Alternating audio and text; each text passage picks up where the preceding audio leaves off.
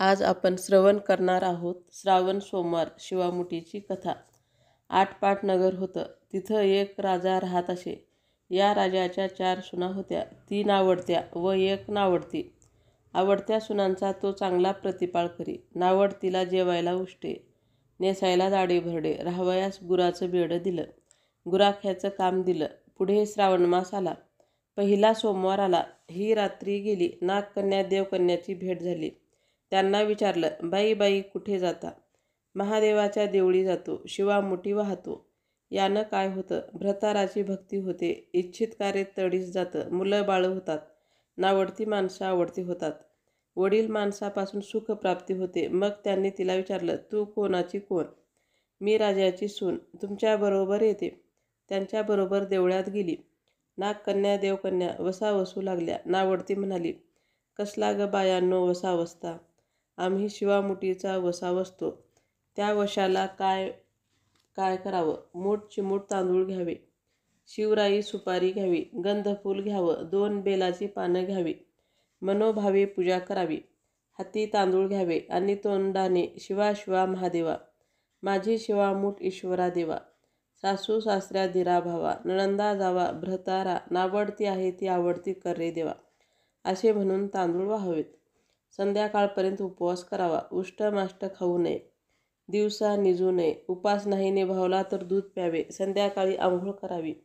देवाला बेल वाहावा आणि मुकाट्यानं जेवण करावं. हा वसा 5 वर्ष करावा.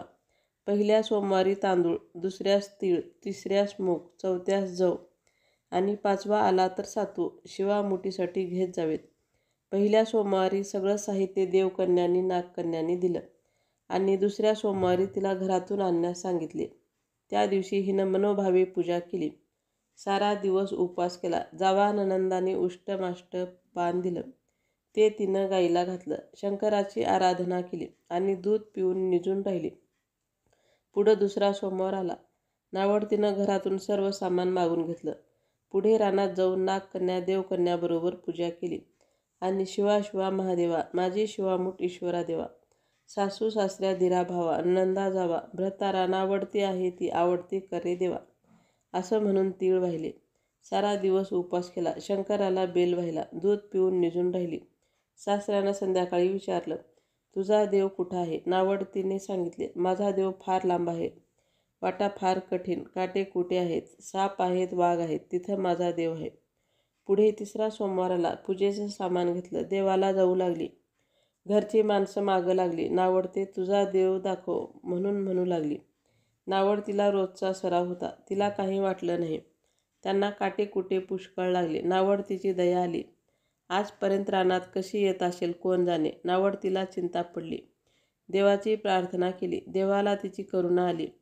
नागकन्या देवकन्या यासह वर्तमान देऊळ सुवर्णाचं झालं. रत्नजडिताचे खांब झाले. हंड्या झुंबर लागली. स्वयंभू महादेवाची पिंडी झाली. सगळ्यांनी देवाचं दर्शन घेतलं. नावडती पूजा करू लागली. गंधफूल वाहू लागली. नंतर मूग घेऊन शिवा शिवा महादेवा, माझी शिवामुठ ईश्वरा देवा, सासू सासऱ्या दिरा भावा, नंदा जावा भ्रतारा, नावडती आहे ती आवडती करे देवा, असं म्हणून शिवाला मूग वाहिले. राजाला मोठा आनंद झाला. नावडतीवर प्रेम झालं. दागिने ल्यायला दिले. खुंटीवर पागोटे ठेवून तळी पाहावयास गेला. नावडतीची पूजा झाली. ती झाल्यावर माणसं बाहेर गेली. इकडं देऊळ अदृश्य झालं. राजा परत आला. माझं पागोटं देवळी राहिलं. देवळाकडे आणायला गेला. तो तेथे एक लहान देऊळ आहे. तिथं एक पिंडी आहे. वर आपण केलेली पूजा आहे. जवळ खुंटीवर पागोटा आहे. तेव्हा सुनेला विचारलं, हे असं कसं झालं? माझा गरिबाचा हाच देव. मी देवाची प्रार्थना केली. त्यानं तुम्हाला दर्शन दिलं. सुनेमुळे देव भेटला म्हणून तिला पालखीत घालून घरी आणलं. नावडती होती ती आवडती झाली.